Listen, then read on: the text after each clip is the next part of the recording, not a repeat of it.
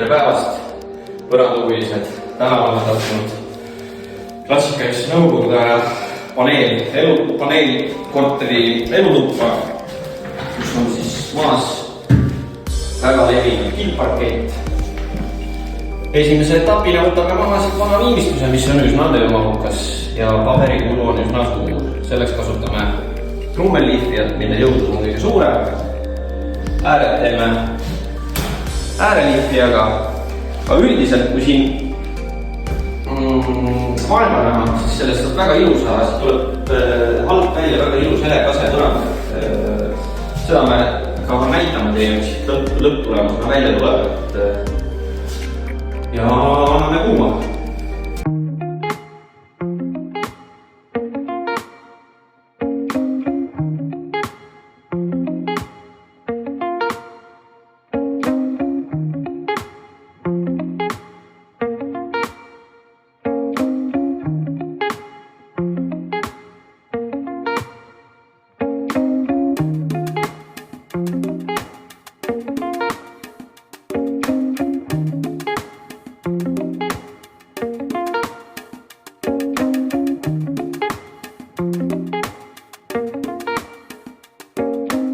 Oleme selle vana viimistluse maha liifinud siit pealt ja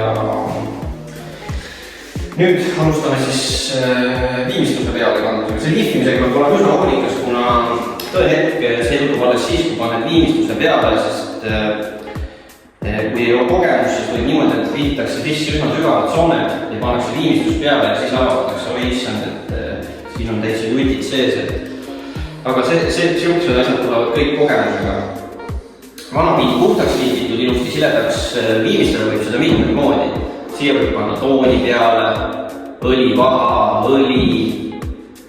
Võimalusi on igasuguseid. Meie kasutame siin täna ikkagi vesipaadilakki, mis on UV kaitsega ja on jala mõnus ning jätab alles see kase heleda tooni. Ja esimene kiht on krunt ja siis tulevad viimistluskihid. Neid võib panna rohkem, mida rohkem panna, seda vastupidavam on.